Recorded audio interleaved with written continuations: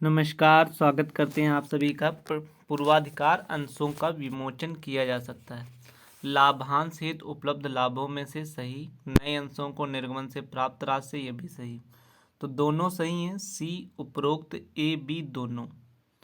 तो इसका सही ऑप्शन सी है। व्यवसाय में सम्मिलित है केवल व्यापार, तो केवल गलत हो जाएगा। व्यापार उद्योग दोनों होते हैं बिल्कुल, और वाणिज्य होता है तो इसलिए गलत हो गया। तो इसका सही ऑप्शन हो जाएगा व्यापार उद्योग और वाणिज्य सभी। इसका राइट आंसर सी है। भारत में कंपनियों का अंकेक्षण अनिवार्य किया गया, तो सन 1913 में अनिवार्य किया गया। तो इसका सही ऑप्शन जो है वो बी है। सतत अंकेक्षण विशेष रूप से आवश्यक है किसी भी व्यापारिक संस्था के लिए नहीं, छोटी संस्था के लिए तो बिल्कुल नहीं, बैंकिंग कंपनियों के लिए हाँ, और निर्माणी कंपनियों के लिए एंडिंग में, अंत में। तो राइट आंसर इसका जो है वो सी हो जाएगा। सतत अंकेक्षण विशेष रूप से बैंकिंग कंपनियों के लिए आवश्यक होता है। परीक्षण जांच नहीं अपनानी चाहिए, कि जिसका टेस्ट नहीं करना चाहिए। विक्रय बहू का करना चाहिए, बिल बहू का करना चाहिए, और क्रय बही करना चाहिए। नहीं किसका करना चाहिए? तो देन आंसर हो जाएगा रोकड़ बही का नहीं, क्योंकि जितनी रोकड़ आपको मिली वो उतना ही शेष है। तो राइट आंसर हो जाएगा डी, रोकड़ बही के लिए। नेक्स्ट है, प्रत्यासन का सिद्धांत है सभी प्रकार के बीमा नहीं, जीवन बीमा पर लागू नहीं होता है। अग्नि और समुद्री बीमा बिल्कुल सही है। जीवन बीमा अभी हमने बताया था, केवल यहाँ पर समुद्री लिखा है तो ये भी गलत हो गया। तो राइट आंसर बी हो जाएगा। अग्नि तथा समुद्री बीमा से प्रत्यासन का सिद्धांत संबंधित है। एक कुछ माल बी के पास सुरक्षित अभिरक्षा के लिए छोड़ देता है, इस माल में बीमा योग्य हित किस प्रकार का है? तो इसमें ए और बी दोनों का है, तो क्योंकि ए ने बी के पास अभिरक्षा सुरक्षित के लिए भेजा है, तो इसलिए सी का हो जाएगा। प्रमाणन को कहा जाता है, प्रमाणन को इसलिए क्या कहा जा सकता है? सौदों को अनुपोषण करने वाले दस्तावेजी साक्ष्य नहीं, सौदों को अनुपोषण करने वाले दस्तावेजों का सत्यापन बिल्कुल, और प्रमाणी नहीं। तो इसका सही आंसर हो जाएगा बी। 8 का करेक्ट ऑप्शन जो है वो बी है। नेक्स्ट है, एक साझेदारी फर्म के लेखा परीक्षक के कर्तव्यों का निर्धारण होता है। भारतीय साझेदारी अधिनियम 1932 नहीं, चार्टर्ड अकाउंटेंट के हिसाब से नहीं, आयकर अधिनियम नहीं। जो लेखा परीक्षक और फर्म के मध्य प्रसंविदा होती है उसी हिसाब से किया जाता है। तो इसका सही आंसर जो है वो डी है। नेक्स्ट है, कुछ संबंधों की संख्या का निर्धारित करते हुए सूत्र ये किया गया है, का प्रतिपादन किसने किया है? तो वी ए ग्रैक्यूनास ने किया है। तो इसका सही ऑप्शन सी है। कोई भी व्यक्ति एक ही समय में संचालक नहीं हो सकता है। कितनी कंपनियों का नहीं हो सकता है? तो 20 कंपनी से अधिक कंपनी का संचालक एक ही समय पर नहीं हो सकता है। तो इसका ऑप्शन जो है वो डी सही है। नेक्स्ट है क्वेश्चन नंबर 12। वैध होने के लिए एक साझेदारी प्रसंविदा स्पष्ट तथा गर्भित हो सकती है, बिल्कुल। लिखित आवश्यक हो तो ये जरूरी नहीं, पंजीकृत हो ये भी आवश्यक नहीं है। बाकी इसके सही हैं, इसका सही ऑप्शन ए हो जाएगा। सार्वजनिक कंपनी के अंशधारियों का दायित्व निम्न सीमा तक सीमित होता है। अंशों के चुकता मूल्य तक नहीं, अंशों के अंकित मूल्य तक होता है। निजी संपत्ति तो बिल्कुल नहीं। तो आंसर बी हो जाएगा, अंशों के अंकित मूल्य तक। नीति निर्धारण निम्न का आवश्यक कार्य है। प्रेरणा का नहीं, समन्वय का भी नहीं, किसका है? तो नियोजन का नीति निर्धारण एक आवश्यक कार्य है। तो ऑप्शन सी सही हो जाएगा।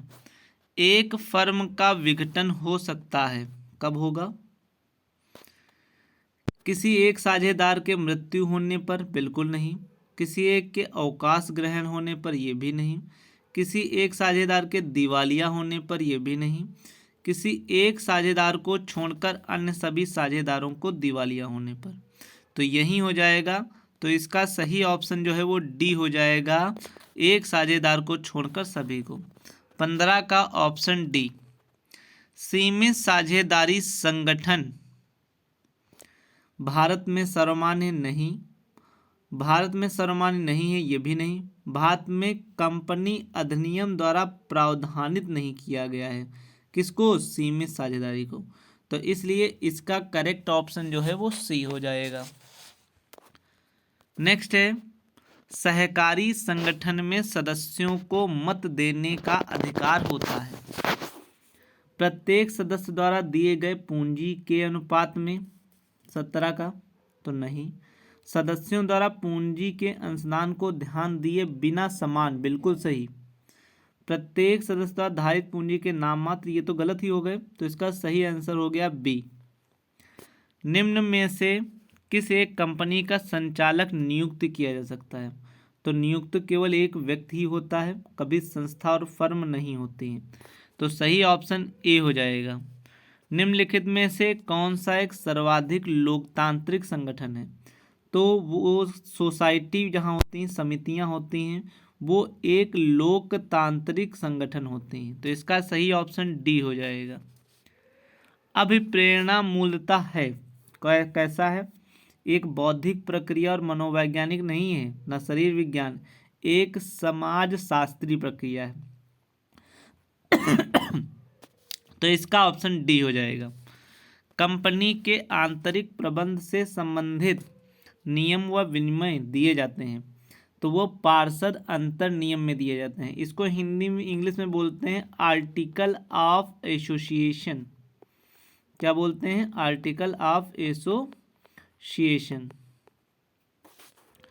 नेक्स्ट है, एक व्यापारिक इकाई के सामाजिक उत्तरदायित्व में सम्मिलित नहीं है। दुर्लभ संसाधनों का उपयुक्तम उपयोग होता है, रोजगार के अवसर होते हैं और आर्थिक शक्तियों का विकेंद्रीकरण, पर अंशधारियों के दायित्व सामाजिक नहीं होता है, वो आंतरिक होता है। तो इसलिए इसका आंसर सी हो जाएगा, 22 का ऑप्शन सी। जब एक सीमेंट कंपनी, एक स्टील कंपनी, एक केमिकल कंपनी आपस में मिल जाती है तो उसे कहा जाता है, तो उसे एक चक्रीय संयोजन कहा जाता है। तो इसका सही ऑप्शन जो है वो सी है। चार्टर पार्टी होती है, चार्टर पार्टी एक निश्चित अवधि के लिए भी हो सकती है और एक निश्चित यात्रा के लिए भी हो सकती है। तो दोनों सही हैं, तो इसका करेक्ट ऑप्शन सी हो जाएगा। नेक्स्ट है, वैधानिक सभा बुलाने की आवश्यकता नहीं है यदि एक नई कंपनी, सार्वजनिक कंपनी हो नहीं, सहकारी हो नहीं, एक निजी समिति हो, सीमित कंपनी हो, तो उसे वैधानिक सभा बुलाने की आवश्यकता नहीं है, क्योंकि उसमें खुद ही नियमित रूप से हैं।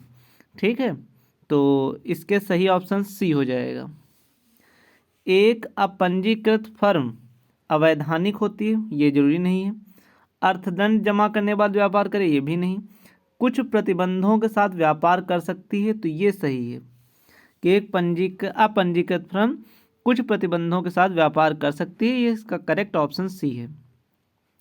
समाज के दृष्टिकोण से व्यापारिक संयोजन का निम्नलिखित में से कौन सा दूषित प्रभाव पड़ेगा? आर्थिक संसाधनों का दोषपूर्ण वितरण, बिल्कुल। आर्थिक शक्ति का संकेंद्रण, ये भी। स्वस्थ प्रतियोगिता की समाप्ति, ये भी। तो इसके सभी सही हैं, तो इसका सही ऑप्शन हो जाएगा डी, उपरोक्त सभी।